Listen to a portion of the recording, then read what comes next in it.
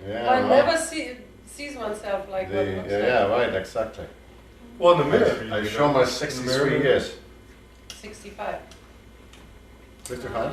You make yourself always older. How come you don't do it anymore? Well, that's okay. Now it's old enough. So you're on television. That's incredible. Yeah. Oh, has it started? Let's see now how safe you think. I want to see if it's picking up. What? I look like Omi. I can't believe this. Like my mother. Do you Yeah. really? Yeah. Like my mother. That's weird. So what's that? Not quite yet. I mean, yeah, I mean, sure. Not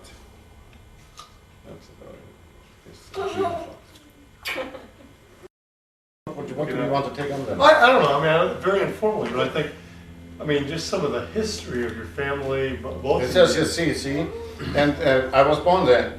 Born where? And I was the second one in the family. No, born where? 'Cause we have. I was born in Köslin, in the city hospital in Köslin, which was, I think, Germany maybe just a little bit away from Belgrade. Belgrade was our county town, and we lived 8 kilometers away from Belgrade in the countryside. No, and where is all that? Is that in part of This is in Pomerania, Pomerania. which is now Pomorsk, Poland. It used to be Germany. Well, naturally, yeah, it used to be Germany. It used to be part of Prussia. It used to be the bread basket of Germany. But it's in that part of the country now that did not come back to Germany. That No, not come back to Germany. It was given in reparation to Poland. Right, it did not come back like other parts of East Germany. Well, that's a little bit of a misnomer, but that's fine. It doesn't matter. The very western part of Poland now, then? Is that where it is? Very western part of Poland? Or? It's, during the war, Poland disappeared for a while, Right. because it was kind of cut up in 2 pieces. Germany took half of it, and Russia took part of it. But after the war, we being the vanquished, it was obvious that we were going to pay for the damage. Naturally, the Russians didn't give a darn about what the Poles felt about all this. Poles wanted to have their country back, but they got Pomerania back instead of that. And today they have made that. At the time when they first moved in, they didn't want to have it. They Pomerania? Yeah, they were very reluctant to make that their home, but eventually they did, and today they are. But it is still kind of in the countryside, largely kind of no man's land. I mean, it's not very well taken care of. Very forested? Very forested? Well, I mean, in the 50 years since I'm gone from there, yeah, the forests where there were meadows. The rivers changed their bed and so on. And the people there live a very laid back life. I explained this. They actually can walk on air. They're sort of detached from things that you can actually walk on air. So anyway, I was born there, and I was born by Eleonora von Rohn, and that wasn't her real name. I mean, she was she was born Leixner Grünberg, which is a part of the family we never saw. And that was kind of a dark past in the family. Well, because if von der Osten, a woman from the family von der Osten, which is Blue blood, had an affair. Yeah, had an affair with Alexander Grünberg, and out of that, and Alexander Grünberg, I understand, was largely Jewish, but I don't know. Anyway, our mother was supposed to be quarter Jewish, which could have been, under certain circumstances, disastrous. But luckily, our family was... She was adopted. Yeah, well, she was adopted in the first place by the von Rauns. Mm-hmm. Who were not And I don't know how that came about, but they adopted several children, Mm-hmm. and our mother was one of them. Our family, now when she married, she became, when she grew up, she became a teacher, but she was actually more like a governess. Mm-hmm. And she was in some kind of a house which had some influence. And there's therefore somehow my father, who kind of lived in circles where you could meet kind of people like that, you know, met her and liked her, and they wrote letters to each other, but my father never proposed. And she wrote a letter to him one day and said, I need to know immediately right now, what did she exactly say? Something, I want you to propose, I want to marry you, and if you don't make up your mind right now, I will immediately enter a monastery. Nunnery, not a monastery. A nunnery. A monastery, oh nunnery, what's a nunnery? Monastery. That's convent. where monks are. Not a nunnery. No, a a convent. monastery. In nunneries, there weren't any nunneries. Okay, convent. Okay, well, anyway. Anyway, but my father made up his mind that after all he wanted to marry this girl. She was very beautiful. She was very beautiful, and she was very slim. And I don't know. Maybe she would have changed her mind if she would have known what all would come. You know, and at that time, That was I when- don't think men were very much aware of needs of women. What year did they get married? You know. Yeah. Hey, what year did they get married? I think it was 29? 30 or 31. You were born in December of 33. Yeah. And Carl Lantz was born when? 1 year earlier. 1 year earlier. Yeah, about 1 year. Okay. Now, How old was she when she see, got married? my father at that time was already a vicar. Vicar? Okay. Vicar? Well, I mean, it's... Vicar. Vicar. Well, I think that's what they say. Okay, doesn't matter. What was that, a minister in training? Yeah, kind of. Lutheran minister.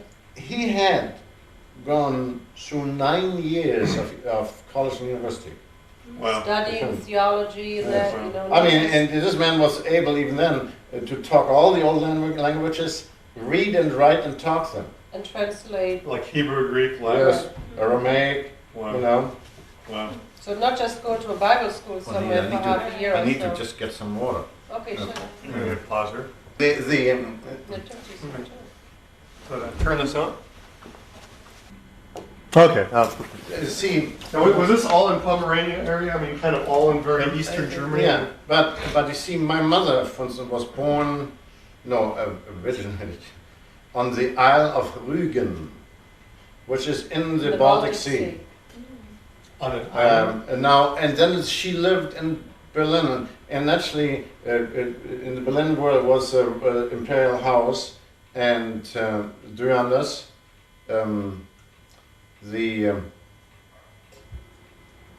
where was Durandas? Yeah, maybe I need to sit. Where Durandas in Berlin, the family Röhrig, which came from the Hunsrück, a mountainous area west of the Rhine. A little bit south of Bonn. Even West of the Alsace-Lorraine. Rhine, Yeah, okay. even Alsace-Lorraine. You see, Röhrig's ancestors fought under Napoleon. I was going to say, okay, so almost right at the French border. Yeah. Right. Okay. So they came from there, then to the Rhine, Honnef am Rhein, where he built this church, where he became the first pastor of the church. Your father's grandfather. Yeah, my father's father. Oh, your father's father. My father's father. That's where we visited and actually looked at that church and looked at the old registers and things like that, and found his father's handwriting there. And when the kids were baptized, all of them. Awesome. And see, and then he moved from there to Berlin, and that most likely had to do with the fact that my father's father was a Druander. And Druander was Oberhofprediger, which... I thought he was married to a Druander. He was married, yeah. Yes, he married he a wasn't Druander. one, but he was married. He married a Druander, yes. Yeah. Yes. A Hedwig von Druander, who became Hedwig Röhrig and died of tuberculosis. And her sisters, some of her sisters died from tuberculosis. They infected themselves on the deathbed of their mother. Oh, man. And at that time, let's see, tuberculosis was something that was pretty difficult. How old was your dad when his mother died? He was maybe like him then. Like 6 or 7 years? Yeah. But he remarried. Yeah. He remarried a woman who I should actually have come to know because she lived still for quite some time, but I didn't. Is an opera singer. A strange connection. And your great uncle's Ernst Georg and the one who was further down south, who was the in Argentina? No. It's further down south in Germany. Oh. What is the name? Ernst Georg and Wolfram. They are from that connection. And but they're still part of they're family, half-brothers, they're half-brothers, but Yeah. they're both still alive, Yeah. while everybody else has gone. The one as who well. lives in Bonn, he was an ambassador to Yeah, Turkey, yeah. and he is a poet.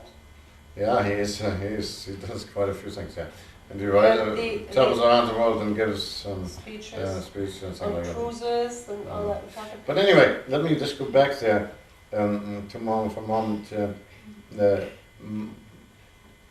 My father came to Pomerania from, which was the like going into the Ozarks, into the no man's land for him. But Now, did he do that with his father or when he was an adult?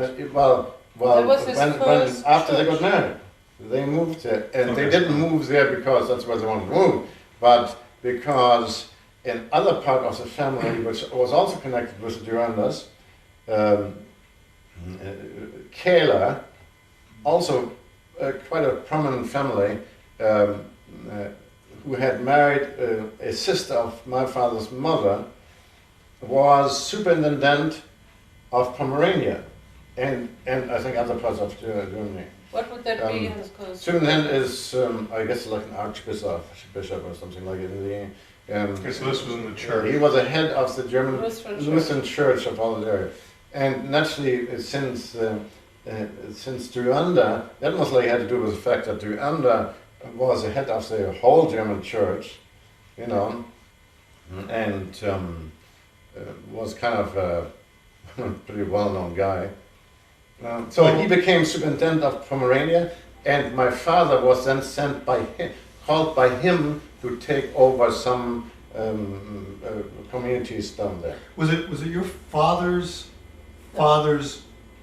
No, his father was sent. Yeah, no, I know. Was it your father's mother's father who was the head of the German church for a while, who tutored the Yes. Kaisers? Right. Your father's mother's father. Yeah, rightly. And he was at the same time the governor of the imperial princes, and he was the spiritual head of the Kaiserhaus. Yes, well, actually not, because you see, the emperor was actually above him. The emperor was, like, for instance, a baron. That's a title which is a church title too. Mm-hmm. And so the emperor or king, whatever it was the head actually of the German church, but actually he wasn't functioning as such, while our great grandfather was, that through other connections we were in Pomerania. Okay. Otherwise we would not have been there. Kayla had married another sister of father's mother, Tante Hilda, and anyway, I mean they were after the war also in Bethel. So your father was first married in Berlin. I was going to say, yeah, I mean, before they went to Pomerania then, his father had moved the family to Berlin when... Oh, his father, yeah. When he was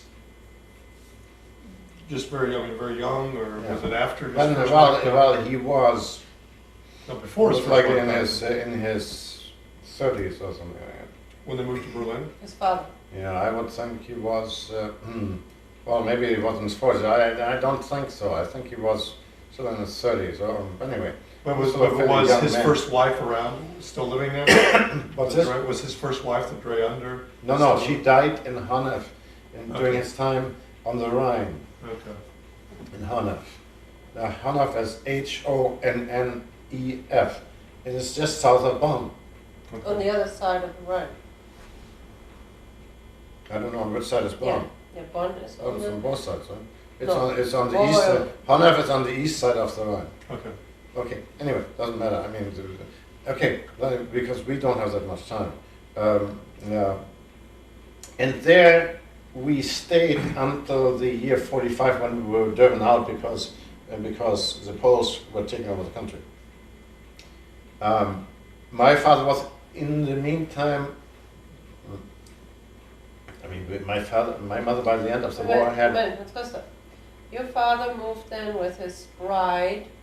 He got married in Berlin. They moved Siedkirch. to Siedkirch There's something we don't have to leave for 2 hours to... in Pomerania. Everybody else has to have to pay. And Okay, yeah. all the children were born there. No, I wasn't born there. I was born in Kaslin. Well, close to Some of the children were born directly on this in the countryside. There was a little village. it was a big farmhouse. And when I was there, the Methodist church was such a beautiful church. But when I was there a few years ago, it was so small. It's so small that you need to be careful where you step. Otherwise, you step on somebody else's toes. Anyway, most likely it was big enough for the 80 people which were in the community. There were 80, something like that. And at Christmas time, things like that, when it was beautiful, very festive, it was crowded. Mm-hmm. Yeah, I still remember that for instance, at Christmas time, we had some choirs which would come. There was always a lot of snow.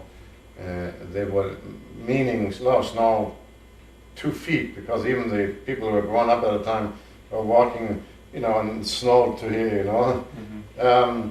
And Christmas was always a great occasion, and we would sit in the heated church. The doors of the church were thrown open, and you would hear from far away the choirs coming from the community building, singing through the snow, carrying candles into the church. And that was always, I'll never forget that. The organ which the school teacher, our school teacher, who resorted to fits of throwing his heavy stick through the classroom if somebody didn't listen. Anyway, he always played the organ, and he was kind of a help to our father. Sometimes my father played the organ. But anyway, this organ was still there when we visited them, and it gave a few quaking sounds from its depths. You had to push, but it was a pretty nice little organ at its time. It filled that little church. But anyway, a little church. So they lived there from about 30, or shortly after the marriage. 1930. Yes, to 1945. In 1945 was the end of the war then. So most of you kids did a lot of growing up there.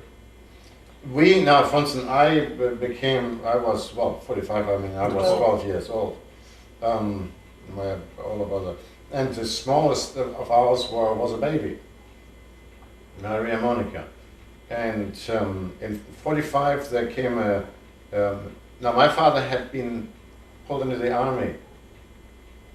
Now I don't remember anymore how long he was in the army. And he was not a pastor in the army, he was a trainer. And I know we visited him a few times, and he showed us how to shoot a bazooka or a small rifle, which were especially at that time made for women and children in Germany. We did better than the one-eyed, one-legged people who were still pulling into the army at that time. But anyway, he was a trainer in not too far away from us.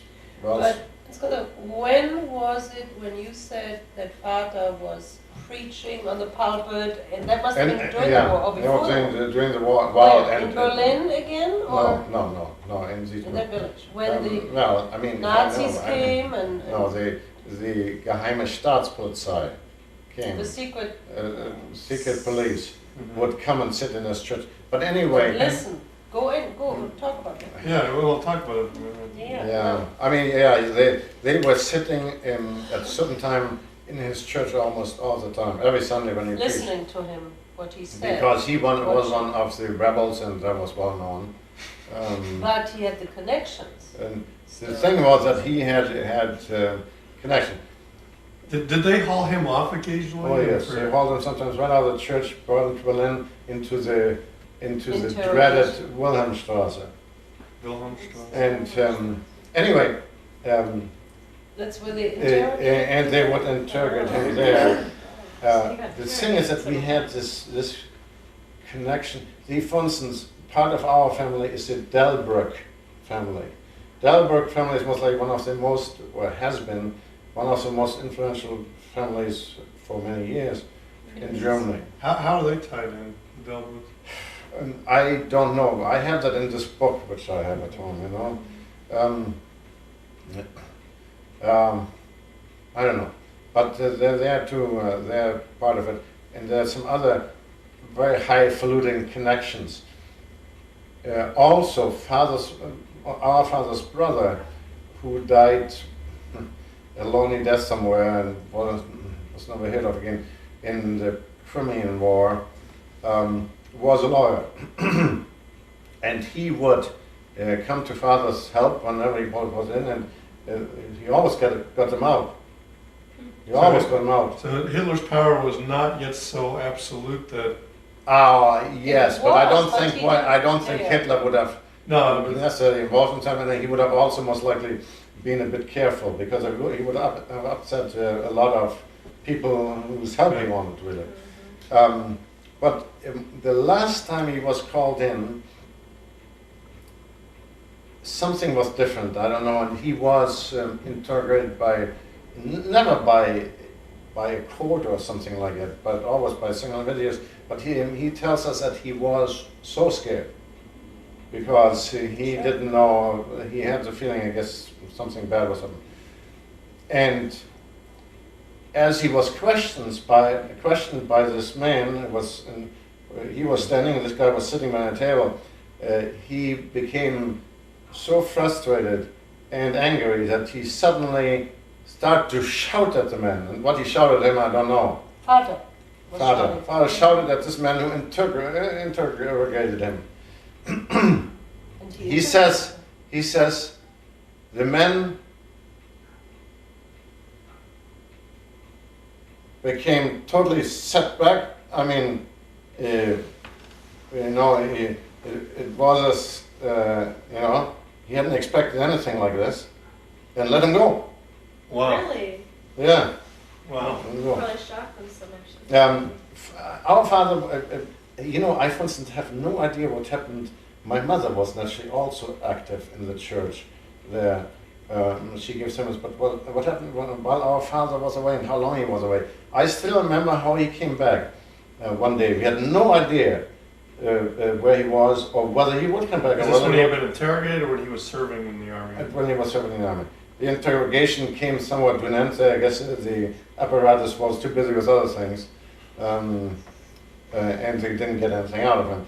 And anyway, but I still remember one day, and I can still see that right in front of me right now.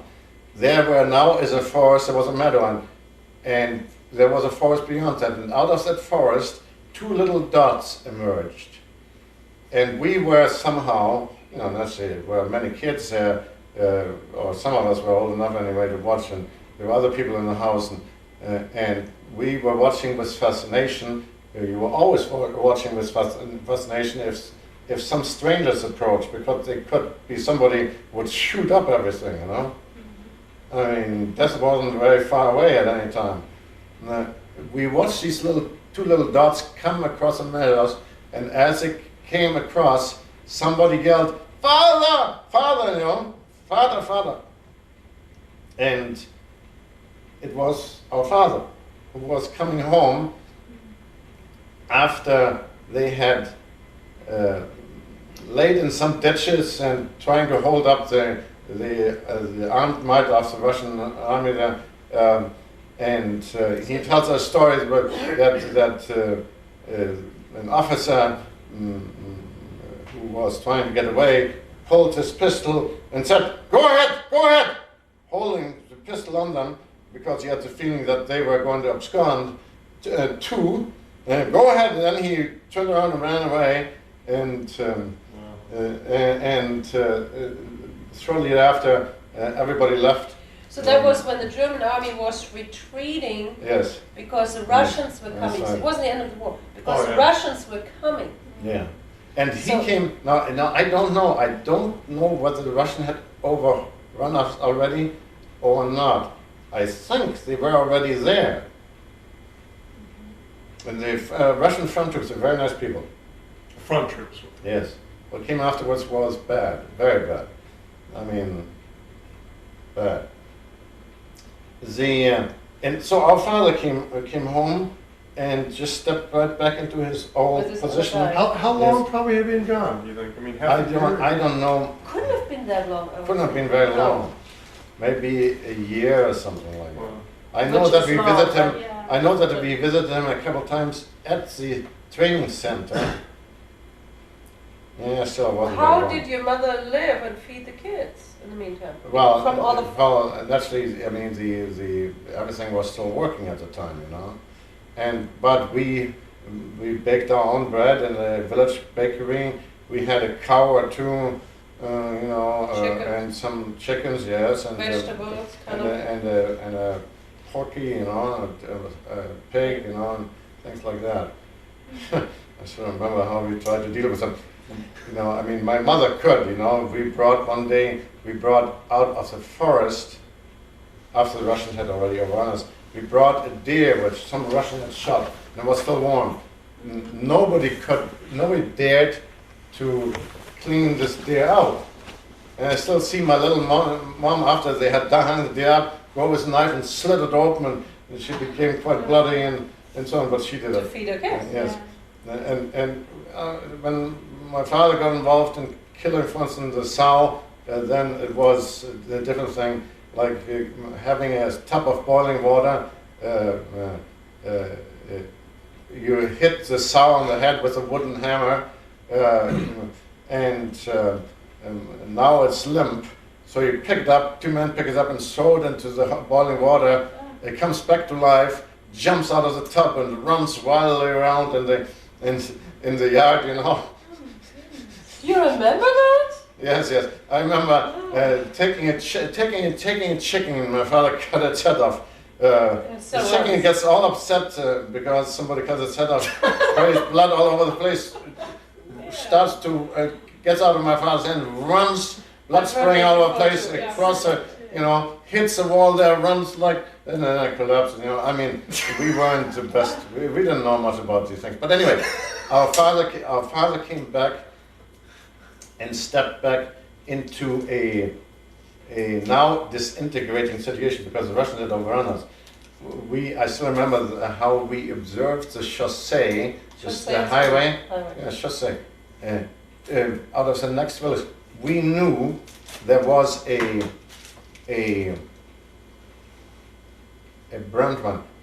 vodka factory there, and they had not managed to empty all the tanks out. And actually the Russian soldiers What do you mean by drank tanks? anything. Well, the tanks which The held vodka the tanks. healthy products, you know. Barrels. And we expected the very worst. Actually, the front troops were very disciplined, very good. But those were professional soldiers, Yeah. right? They What were, came afterwards was very bad. And Who? then they had no access to here. and those were soldiers, they were farmers, they lived way in the backwoods somewhere, they've never read a paper, they've never seen a wristwatch, and they were told all the time, the German women Ilya. are yours, right? Yeah, I mean, well, no, they were not taking the toll all the time. Ilya Ehrenhoff, who was one of the propagandists in Russia and a communist, had given big speeches, and yes, in his speech he indicated to them that Germany was theirs to be looted, and the German woman was theirs to be raped and whatever. But anyway, that's a different story. When your dad came back, by the way, I mean, how, you know, would that have been just before 45, probably, or? When we were what? No, when your When father your dad came came back back. from the It army. was most likely, no, it was before 45. 44. I don't know. Maybe Sometimes, was it winter? sometimes in the fall and late winter of 45, we had to move out. 40 So it most likely was 44 or something like that when he came back. Because the Yeah, I think war, he was there for a year. He was there for a year. I mean, that was a time, for instance, when my father was shot. Luckily, only through the leg. The guy was done. That was the same guy who had previously shot. I think it was previously had shot the Baron Kleist, and then came into our village and. The Baron Kleist was the Baron of the whole area there. Yeah, and then he shot my father through his leg. I'm just thinking how that puts it together. I mean, would he been able to walk then to the cemetery? It was just a flesh wound. must have been before. No, I think the same guy, because they hung him afterwards, so he wouldn't have had another chance to shoot my father through the leg. And I'm pretty sure that he was the Russian hung you know, they didn't want people to go around and do these things. And this Russian was obviously drunk. I still remember the same Russian, before he did these things, appeared at our doorway, and we had a class going on. My mother was teaching kids, you know. In the kitchen or whatever in the house. No, living, eating Kids from the village. And yeah, right.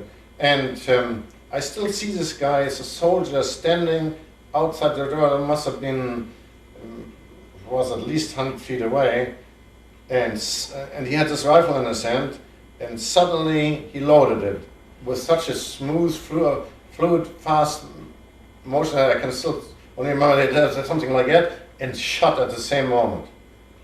And the bullet didn't do any harm. Luckily, it just went right through the center, and I think he most likely did it on purpose. It entered the center of the house, where was the entrance, and stuck in the wall there. Was your father gone during this time? Yes, my father was gone. He was in the village. He was constantly being called upon because as a pope, he had a reasonable amount of influence. The pope, the Russian called him the pope. Okay. Yeah. But then this Russian soldier went on, and I don't know whether at the time he had already shot the Baron, but anyway, then he shot my father. Anyway, so my father was brought in bleeding, but I remember that he didn't bring him on a stretcher. He was actually helped by two guys to come into the house. So most likely he just had a bandage around his leg. But as a result, now, several days later, my father found himself all by himself on the family, what's the place where they bury people? Cemetery. A family cemetery of the von Kleist family. The Baron. The Baron. Oh yeah, let's. Okay. And that's where he, and It was kind of up on a you hill. know, and it was in the afternoon, and Out of town a little bit. and yes, it was out of town. He could see down from what's a hill onto the village and other villages, in the area, and you could see part of the chaussee and so on. And the body didn't come, the coffin didn't come. The procession. But he waited there because he thought they were held up. As he was waiting there, he saw many Russian trucks coming rumbling down the highway, entering the village, coming out of the village, driving onto the village and so on. Unbeknownst to him, the Russians were picking up every man left in the villages. And his friend, with whom he had come out of the army, Schenkbier, was cutting wood in the yard. What's that meant on Hof? A yard? Anyway. In the yard, yes, Yeah. The farmyard. The farmyard is the one surrounded by buildings. And I still remember that there was a loud bang, the small door, the big door, which allows wagons to come through and so on. And in it, a small door, bang, flew open. 2 or 3, the Russian soldiers came in. Schenkbier, unfortunately, was cutting wood right in front of them there. Couldn't hide. There was no chance for him to hide. They found just about everybody in the village anyway. They might have had somebody there who made a list of people or so on. But, So your father, and I'm pretty sure they asked for my father, but my father was nowhere to be found. He wasn't there. And Schenkbier never came back, right? Schenkbier was hauled off. He didn't even have time to gather a few belongings. And they were hauled off in these sacks, and they were never seen again. Did Schenkbier have a family? Did he have children? Was he married? I think they picked up a whole number of men in the village, mostly older men. And there were some young ones too who had returned, I guess, from the army. And they picked them all up. Of all these people, one old man returned. My father tells me. but anyway, your dad didn't know what was But going on. my dad, in the meantime, didn't know what was going on, and he was waiting there. And then late in the afternoon, he came back and heard about this. Naturally. And what he found out was, Well, there had been a mistake made, and there was misunderstanding of times, guess what's supposed to be the next one? and something like that. But that saved And his that saved his life, most likely. This was Baron van Kleist's funeral that he was Yeah, in? right. But can you imagine little kids, having lived there with the Russians being there, like Dad too? They sometimes just for fun of it, pulled a gun in front of the kids, just yeah. let them see their reaction. I remember that the cows, every animal then belonged to the Russians. We were, and there were some people who were herding them out over the fields and so on, and we were involved in that 2 times. But we had made a kite, a big one. It was steam powered. It was at least as big as this thing here, the square footage, but actually it was a double kite. Mm-hmm. And we were pulling this thing up into the sky, and the Russian came along on his horse. And he said, he looked at that and he said, he made us, told us kind of that he was going to go over there, and we were supposed to pull that kite up somewhat higher, and keep it there. And he was going to use it for target practice or something like that. Somehow we hauled, when he had left, we hauled it down, and I don't think he thought it was worthwhile to follow up on that. He disappeared. But still, there were a lot. I remember sitting in one of the neighboring villages in the house of a singer who sang in Father's church, a woman. A Russian came on a horse riding in town. I still see him riding the road like crazy. They rode most of the horses to death. Jumped off the horse, entered some houses. A deadly quietness settled on everybody. And he went through these houses and raped all the women. And finally came into a house, and there was a daughter there, and a couple other women, and I guess he was a very virile man, but every woman he raped, including this filly young girl,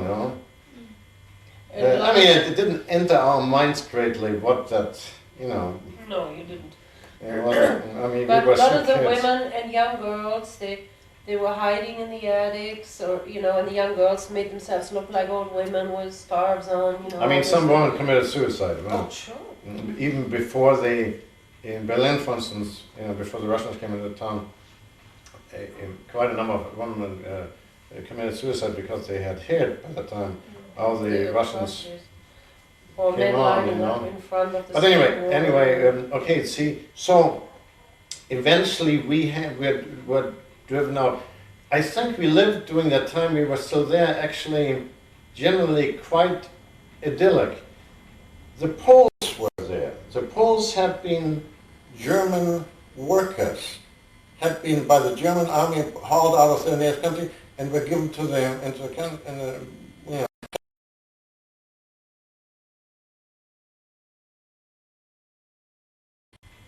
And every time, I remember for instance one night some Russians came and they wanted to take my father along.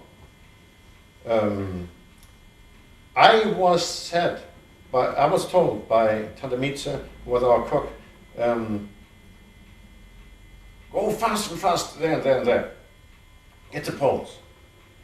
And so I knew where to go, and I ran to the backyards in the darkness, it was dark, to this house, and told them that there were some Russians there and were going to take my father, the Pope, along.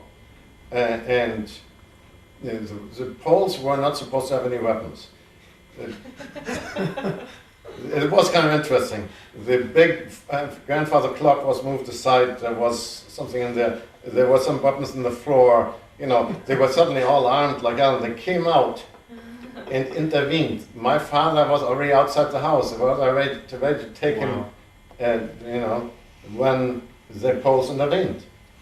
And this was, for instance, my father wasn't picked up by command, let's say, of the Russian command, but by some, drunk guys who thought they could use them to some advantage or something like that, Russians. But they had their guns always. Oh yeah, but they were, when the Poles showed up with weapons there and so on, they just got on their horses and took the wagon and left. Were they outnumbered by the Poles too? Or? I don't think so.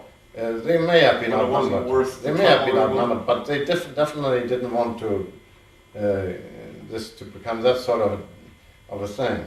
So, What were the Russians have done with your father? Probably just who knows what? Huh? Who knows what the Russians might have done? Just. Yeah, who knows where he would have ended up. They may have let him go after a while, but I mean, it wasn't something I wanted to try out, Yeah. By the end of 45, we could have become Poles and stayed there, and some people actually did that. Generally, we were driven out. And so my father brought all of us on some wagons, and I don't know whether because generally we didn't have any horses. It may have been even a truck or something like that. It may have been hand-pulled carts. We were brought to the closest town, our county town, Belgrade, and we were loaded into boxcars, which were heavily chained from the inside to keep the doors closed against intrusion. And our father stayed behind, and we drove off.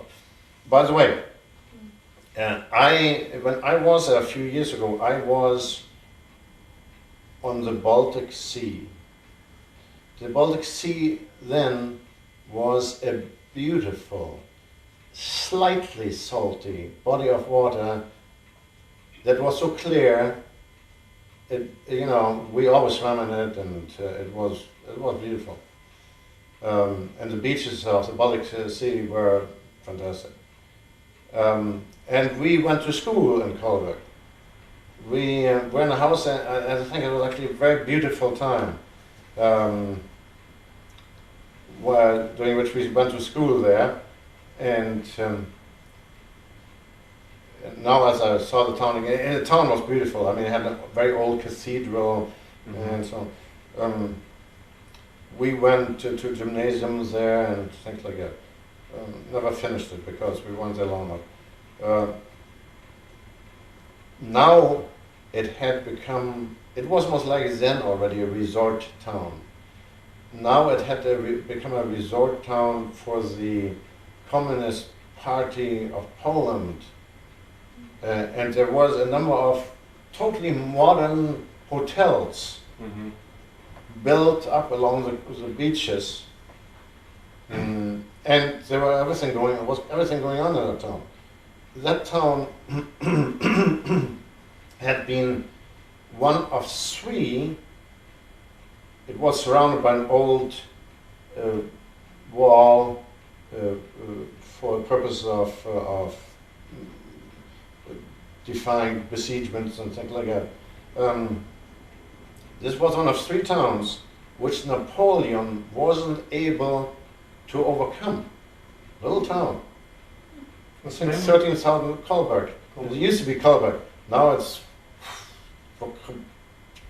something like that. Had a little harbor, and Napoleon couldn't get it because it had, through this harbor, always connection to the outside. And the Russians wanted to make sure that this town wouldn't become like a legend again and so on. They totally destroyed it. Of the whole town, 13 houses remained, and the dome was still standing there, the cathedral. But anyway, it was kind of interesting for me to see that again. Wow. But in the town, actually, I learned of the fact that the Poles were up on many things, which West came out. You know, they had computers there. That's why I walked into a hotel there, and they had a conference there on computers. You know, and I was actually going to Amway was at that time just going to enter Poland. And I was going to get some of these people, I still have some of their cards at home, to enter the Amway business. Were they speaking, did you have to speak with them in English, German? No, they talked German perfectly well, and they also talked English, I think. But these people were people who quite often traveled into West Germany and participated there in events and things like that. But anyway, we were in a train which was going to bring us out. It took us 19 days for a trip which today would take us less than a day. Now, is this the one where your mother had actually gone in advance seeking? Yes, yeah, right. That's a good point to bring up there. We had no idea what was going on in the West. Absolutely no communication, no radio which worked. I don't know whether somebody, I'm sure, had taken our radio along. It wasn't very good radio. We could get anything all over the world with that radio. But anyway, we had absolutely no idea what was going on in the West. Even if we had a radio, you wouldn't have gotten any 3-10 years from there. So my mother, I mean, the courage this woman had was unbelievable. But she showed that before too. But she traveled, but how? We don't know. I know she walked most of the way to the West and was gone for I don't know how long. Whether it was 2 weeks or 3 weeks or whatever. She had an infant with her too, didn't she? Wasn't she? No. She didn't have anybody with her. She was all by herself. But she had nursing infant. I'm sure that she paid dearly, because she had to, persuade some Russian soldiers. She remembers, for instance, one night she came to a bridge and there were some soldiers there. I don't know how she got through there, but. I know she came back without her ring, but wedding band, but which she still has then. But yeah. Does she seem like a different person? But she came back. See, I don't know. Well, possible. She came back and she had found a place. We knew about Bethel, the von Bodelschwingschen Anstalten for mental retarded people and so on. Part of Bielefeld, being an industrial town in the West. And she had actually gone there. Bielefeld, Bethel was run by was originated by Bolschwing. At this time, his son was the head of this undertaking. There were 7,000, many houses research being done. All that.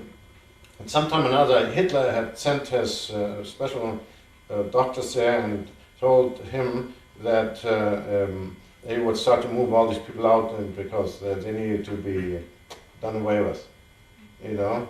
And these were all mentally. Yes, yes, but I mean, some of them are actually only bodily retarded. Okay, but handicapped or retarded in some way. Right. And now this Bolshevik had tremendous influence. He had at some time been the head of part of the German church. He was a bishop of the German church, and he was known all over the world. What made him so famous? Just yes, he was rather famous, and Bethel was rather famous. Now, and why? Just because there was no other undertaking like that of the scope and with that success anywhere in the world. Okay. And they had done missionary work all over the world, and they had gotten monetary help from all over the world and things like that. So Hitler told them several times. Hitler sent his doctors there and said he was going to end his mission there to help these people. Bolschwing said, "Over my dead body." I mean, virtually. Mm-hmm. And they backed off. Huh? They backed off, never came back. It's amazing. Yeah, it is amazing. It is amazing. Okay, now to this place we traveled, and I don't fully know anymore how. It took us 19 days to make a trip, which we not too long ago, when I was in Pomerania, we made it in less than a day. From further in Germany to there in less than a day. It took us 19 days and it was winter, through snow and ice, and we changed and attacked by hordes of Poles, Russians, and other people. At some time or another, we had to change trains. It took the locomotive away from us, and we stood there for several days, just the boxcars in the middle of winter there. Wow. And I still remember and at some time or other we were then on open flat cars in this weather. Oh, I still remember that some Poles came to probe our belongings with long sabers. They would poke around here and there, but actually they were pretty peaceful. We finally made it. Our mother had, the idiocy. I mean, we had things worth millions of dollars today. Like this, some books. One handwritten by Martin Luther.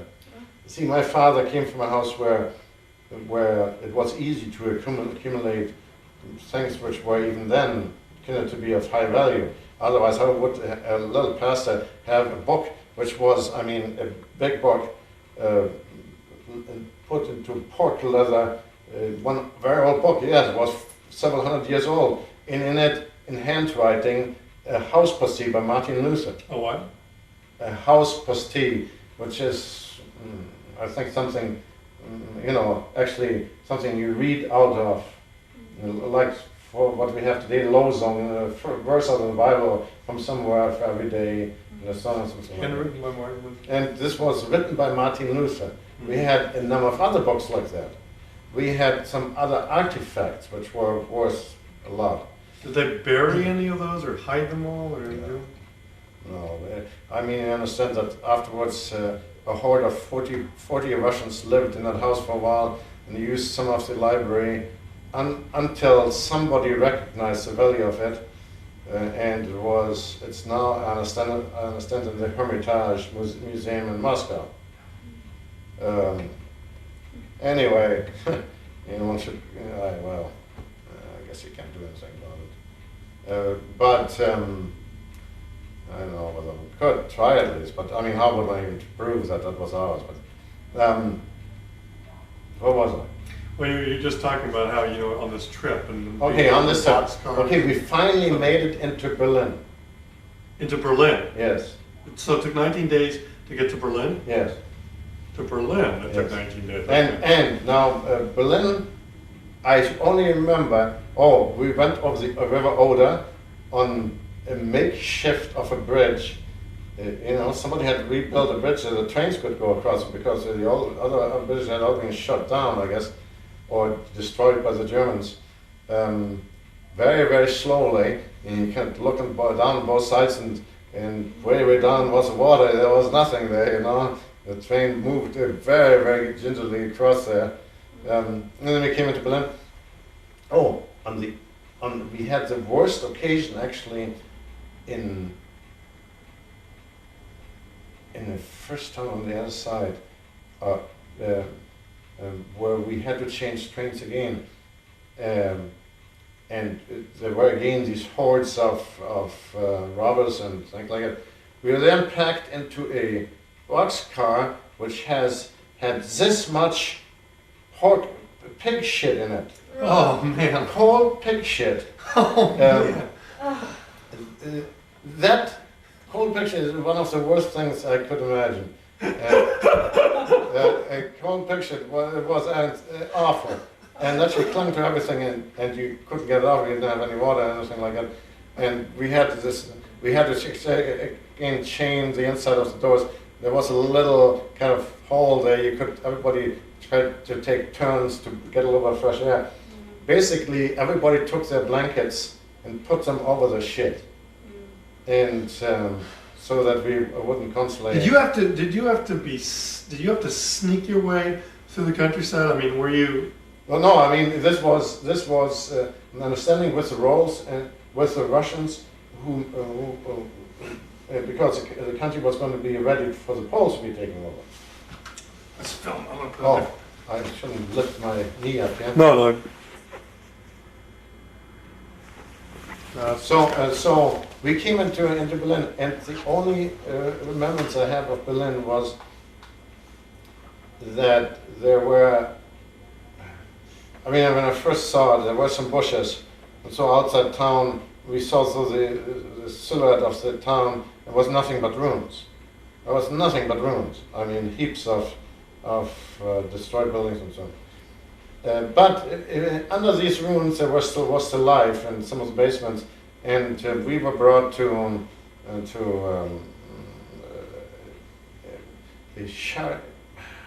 one of the hospitals there, which was still functioning amidst these ruins, and we were deloused, lice.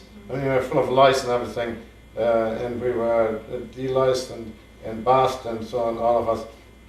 And we were there for a while, and not a long while. And then I think by train, must have been by train, we drove slowly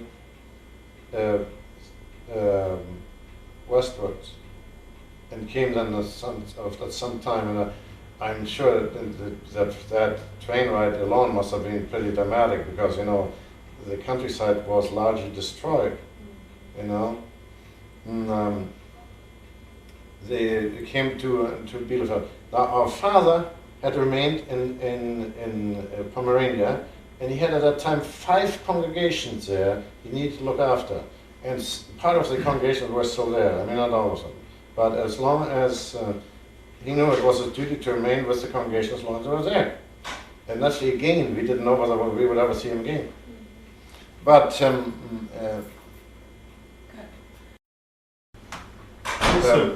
so we came to Bielefeld, and our mother actually had made arrangements for Bethel, that little town, to take us up. And the reason for that was that we had connections there too, and also our uncle, my uncle, partner uncle, Kayla, who was the superintendent of Pomerania, was now retired there. Now he had married, as you know, remember, one of the sisters of my father's mother, who was a Duranda, And I mean, there was still a lot of pull. I mean, and this courageous Bolschwing was the head of that institution there. We came. Bolschwing? Bodelschwing. How do Bodelschwing.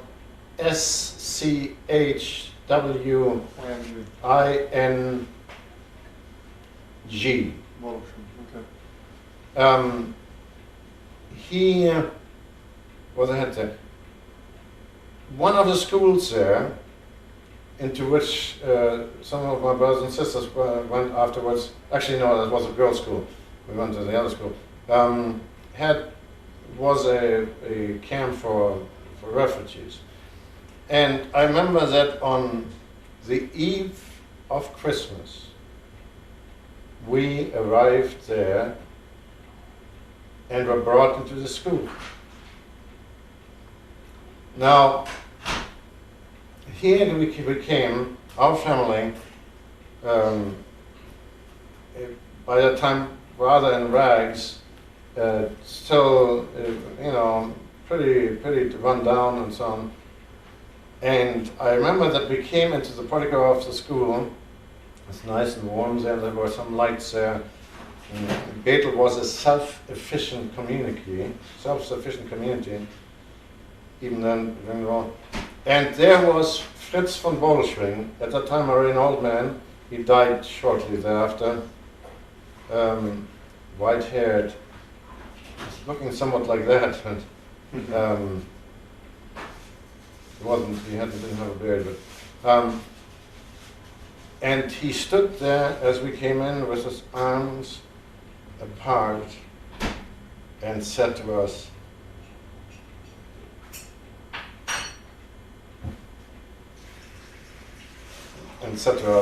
"You are my Christmas present." And I don't know, I don't think he most likely didn't. There were 2,000 people in that school, and I don't think he had agreed to all of them, but we were of special interest to him. And a year later, my father came.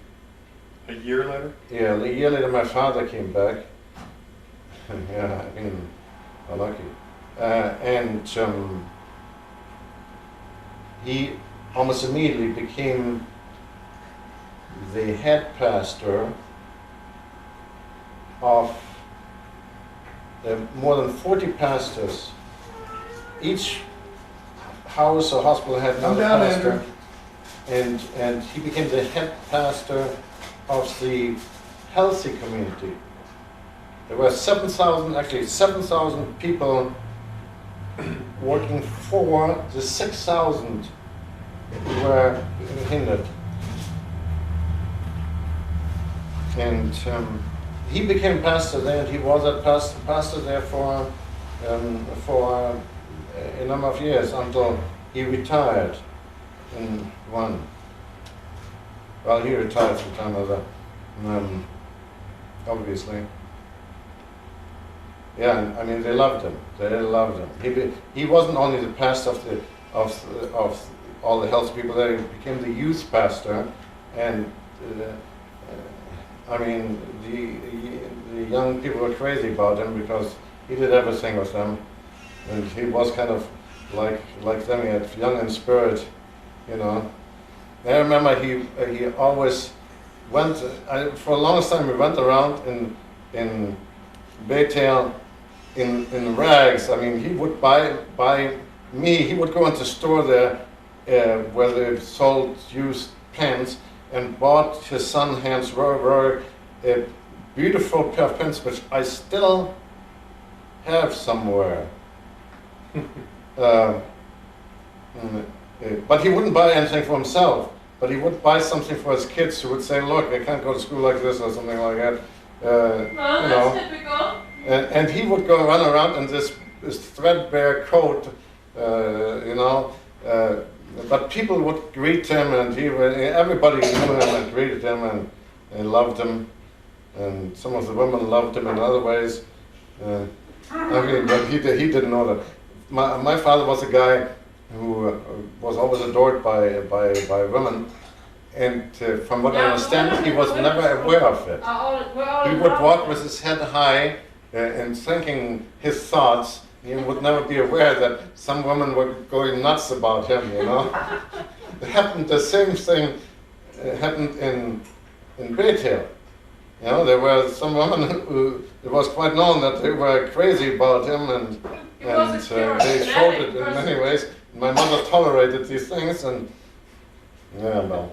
My mother had a lot of problems after the war, a lot of problems. You think her trip, I mean that trip she made, that must have been a harrowing trip. Oh, Yes, who knows yes. what she, that's what Exactly. everybody says. But Nobody I think knows. more than anything else, it was the fact that somewhere along the way, I mean, her family grew up, and they grew up to be big boys and girls and so on, and they didn't listen very well, and father was always busy, and she came to the point where she, instead of punishing us, and I remember getting it from her with a stick, but instead of punishing us, she would start to punish herself. And punishing herself meant that she didn't eat. And I think that was worse than anything else. I think that's where the whole thing started to collapse.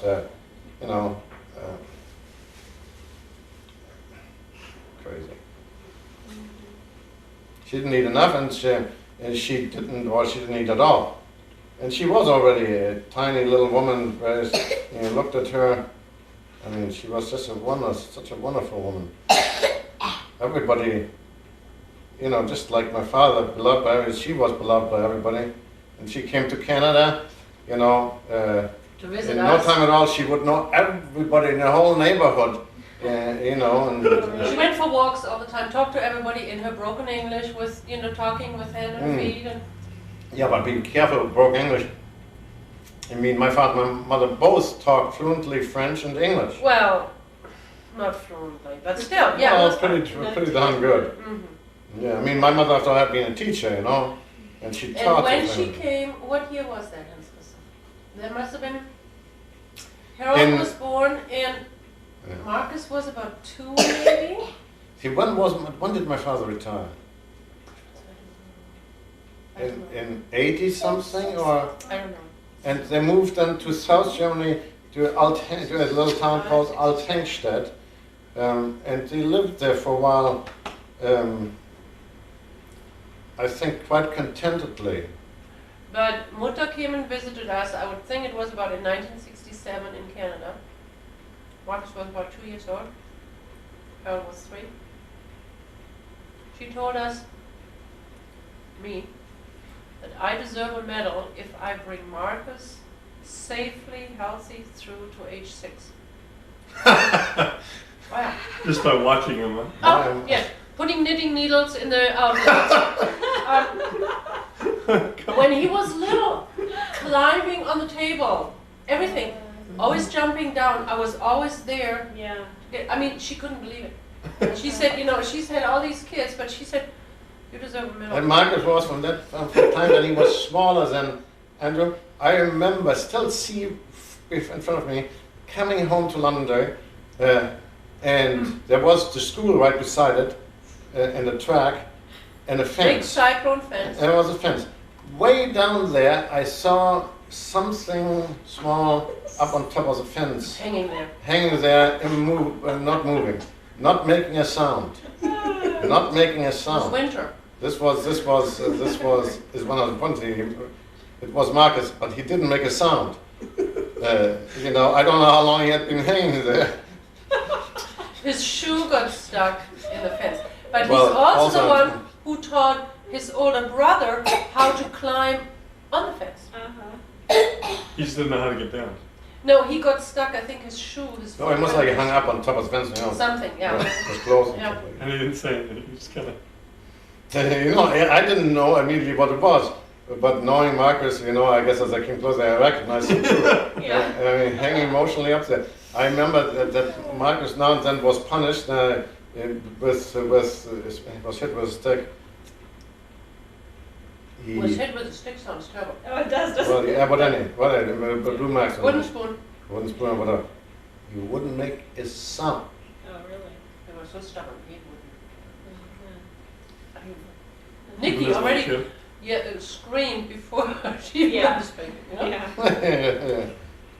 Hey, back to Germany. I mean, for a minute, the year before your father showed up there too in Bethel, was there any communication? I mean, were you really able to communicate? I with don't him? think, I don't know. I But I would not. think not. Probably just a year of uncertainty of not Yes, knowing. right, exactly. He man. felt he could not leave his parish yet, right? And So- we, during that time, you see, we weren't employed by Bethel. They took care of us. We were sent, for instance, to the countryside and lived on a farm for part of the time.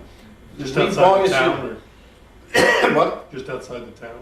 Yeah, and then we older boys were, and Magdalene said she was too, were sent to a rural school, a boarding school, a very old school in Val, where, you know, there were some bad memories there, but actually I have the feeling that was great for us there.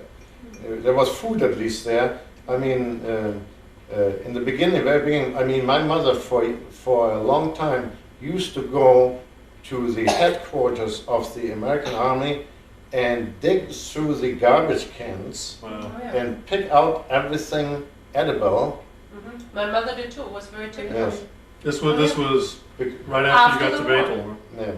Yeah. Yeah, after we went Bethel, and then we said our father was not there yet. As soon as our father came, he was very shortly into Was hired. as pastor, and then actually we got a house in Bethel, and we went to school there and all that. But at that time, there just wasn't that much place. Dig through the garbage. Yeah. Don't forget, the ministers in Germany are hired by the state.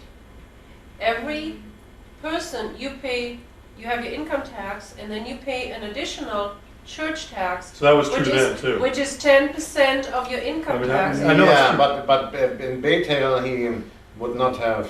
He got the car, he got the house, everything from the government. No. No. But, I mean, Bethel had authority much on its own. I mean, the state It was would not big. have put him in there as the head of that community, the healthy people serving the retired people. No, that was Bethel doing that. And it was Bolschwink himself and his administrator. But then, that's because of Bethel was supported by the state. No, I mean to some degree, yes, but actually it was supported by through the patients. But Bethel was self-sufficient.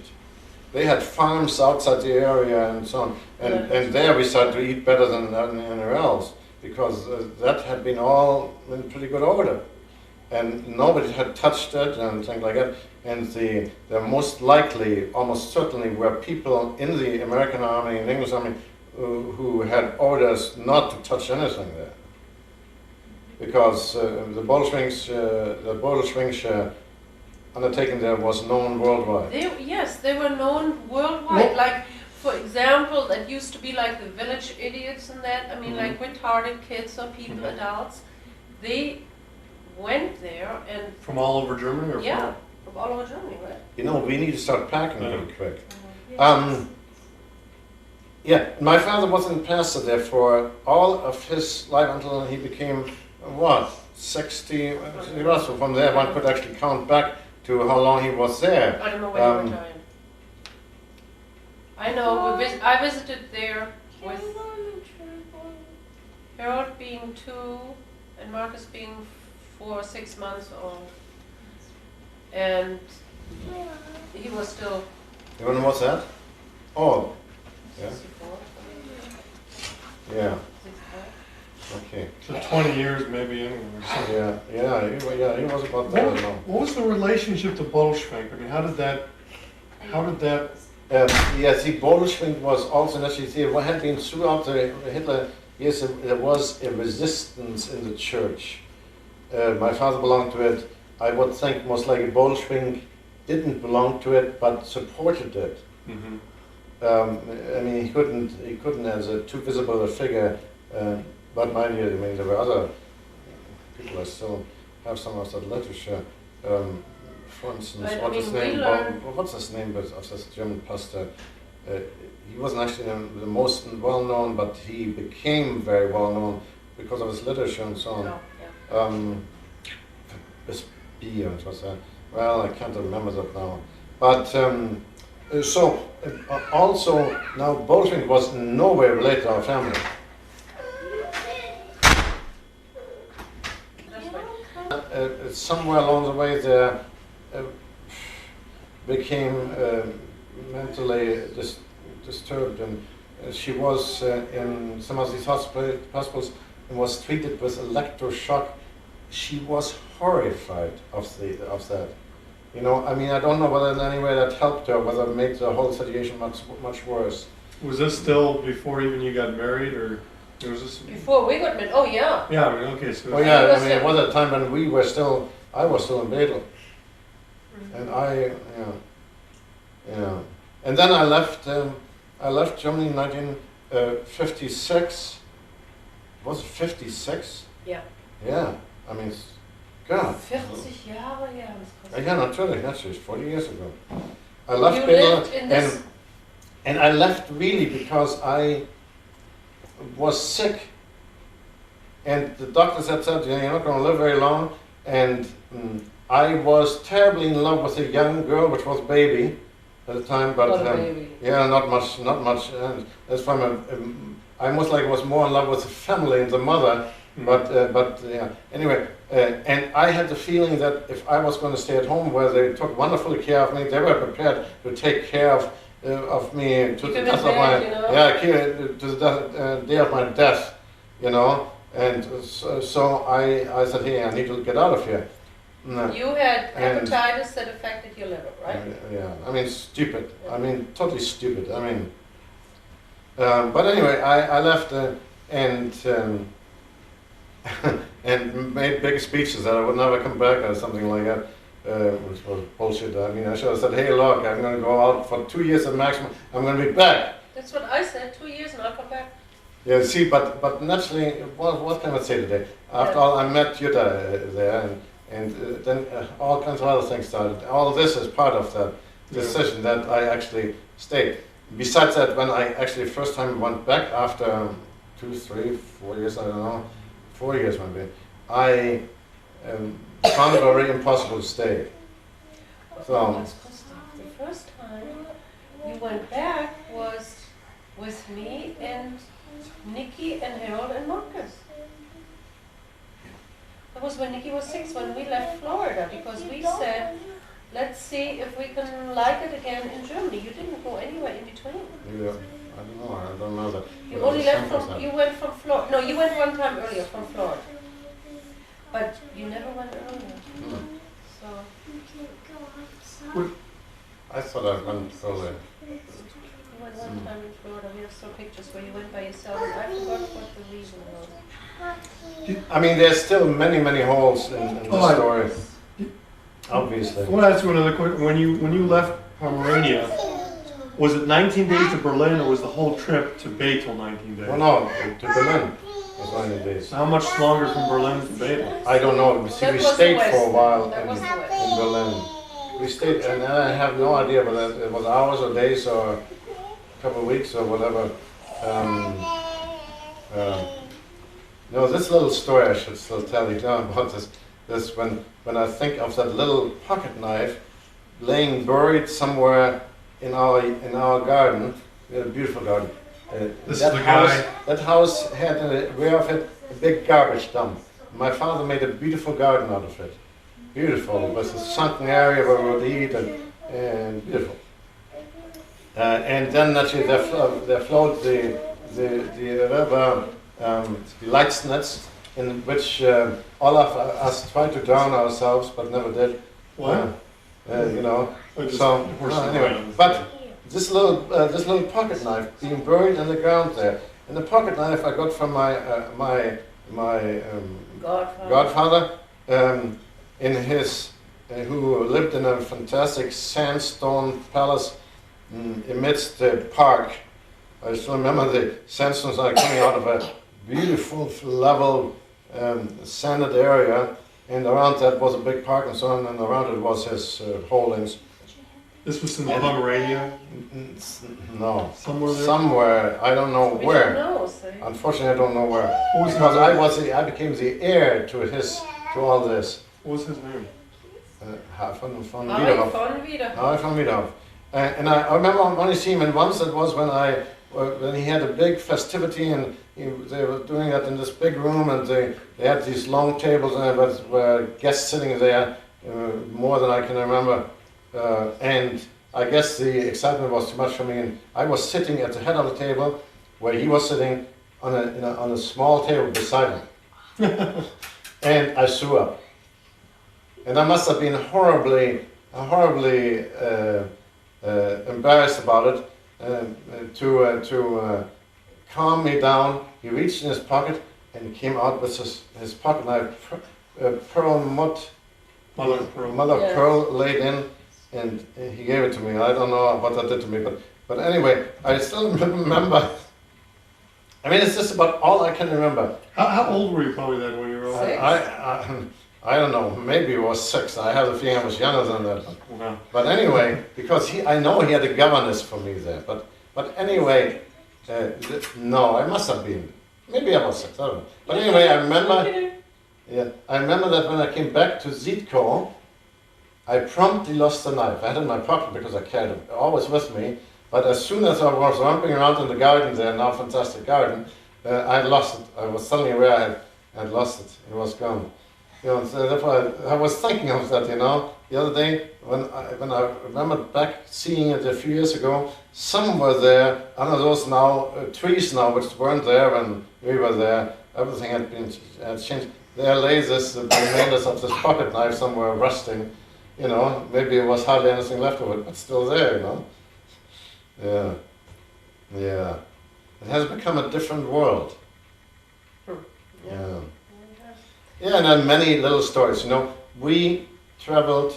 The kids, we as kids traveled from Zietkow to Mannheim and then Switzerland on a special tour. We kids, and I don't know whether there were 2 or 3 of us, were put on a train and just sent off. And then Tante Magdalena.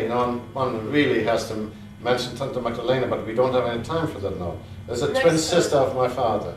I loved her like my mother. She was a good fairy. Yeah, she was a god fairy. Our god fairy. No, she was fantastic. And then after the war, I spent several months in Sweden. I was 14 at the time. Sweden actually was like a paradise.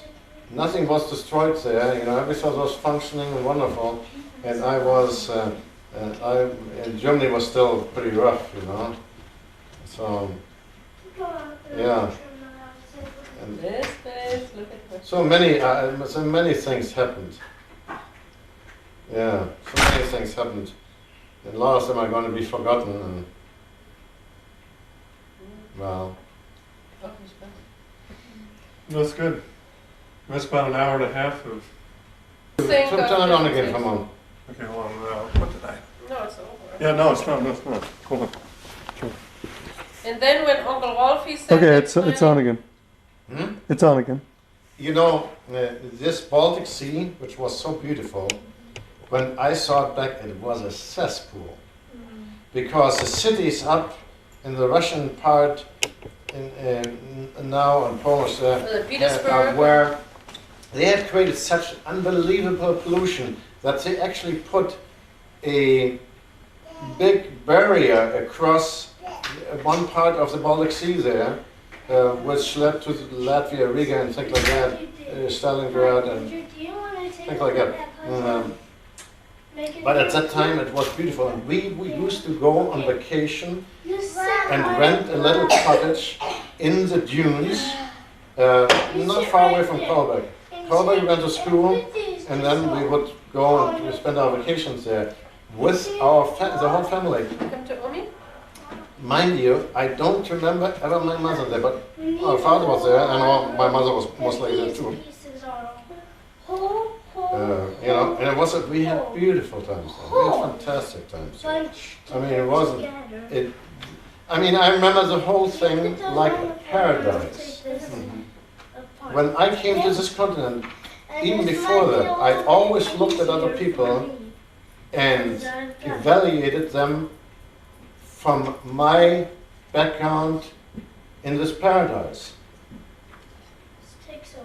And I found that the great majority of people had never known or come to know or didn't have a paradise, but I had one. And my parents were, my sisters and brothers say my parents were so rough on them, but to me, they were part of the paradise and they created it.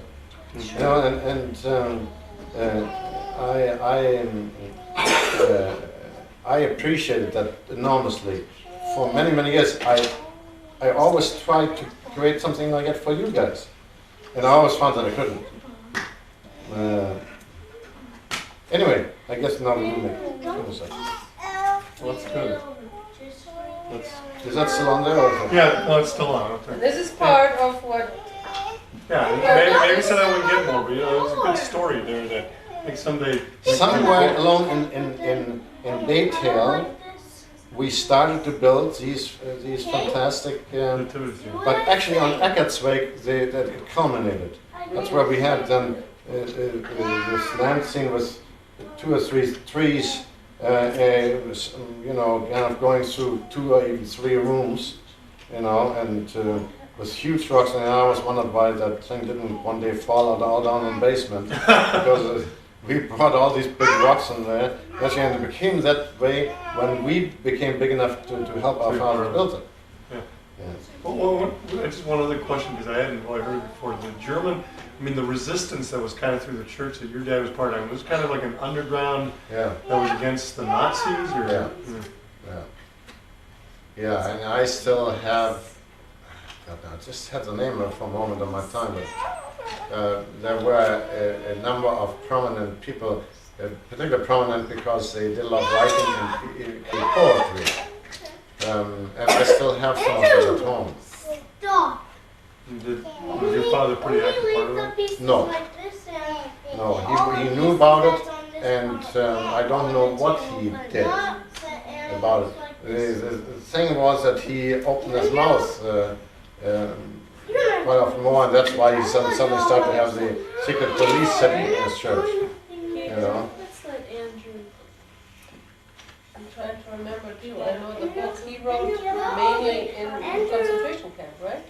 That's the pastor. Good job, Andrew. We'll remember. It's time to come to me, but it's going to be a while. For me. Okay, so what did they eat during those 19 days? Well, that my trip? mother had made iron rations. We had actually fantastic bread. You can keep packing it if you want. And she roasted and dried it, and she dried it mainly. And she filled our pockets mainly with this bread, and most likely a few other things, very few other things. But this bread is what kept us alive. Now we had this baby, Mary Monica. She didn't have enough teeth and she was off the breast, and she needed to eat something. My mother would pre-chew the bread for her, or whatever else there was to eat. I think it was mainly that bread. We had pockets filled with it. We had it here and there, and my mother would pre-chew. I still see that, and then feed the baby with it. And undoubtedly, that saved the baby's life. Otherwise, she would never have made it. Yeah, there was no food. And that bread lasted. There was enough for 19 days. The kids were. I would think there may have been something else, but it was mainly the bread which saved us. Now, I was going to say some other things.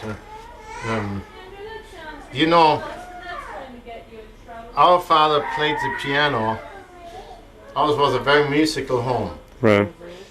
Our father played the piano, and he would quite often kind of sit down on the piano and play, and the house would pick its ears, and after a while everybody would be around the piano. We would sing.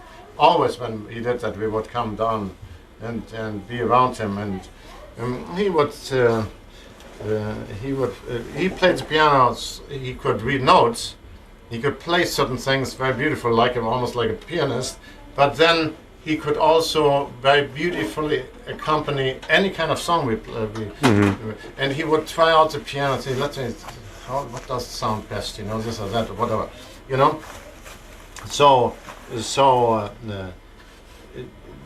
we learned to sing there with him, and that's a beautiful thing. Every house, everywhere where one could do that, one should do that, to sing with one's children, there was some other things I wanted to say.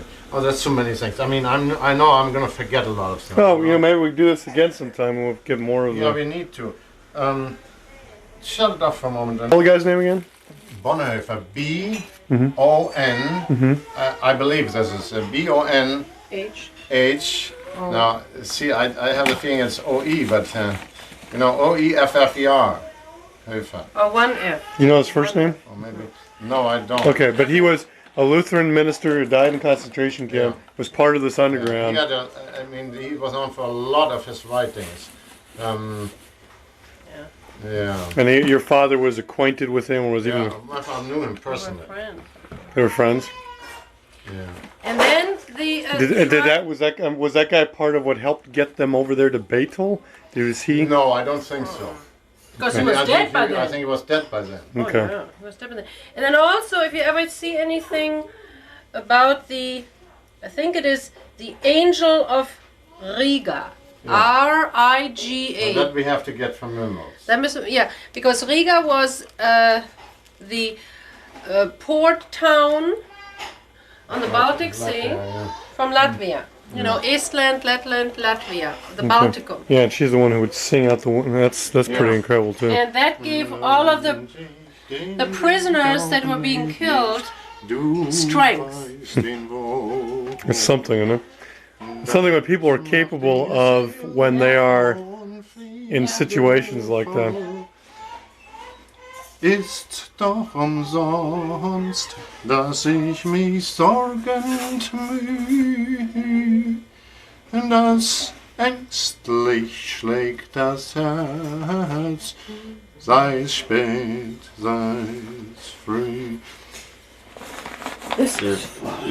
Nochmal, weiß ich den Weg auch nicht, du weißt ihn wohl.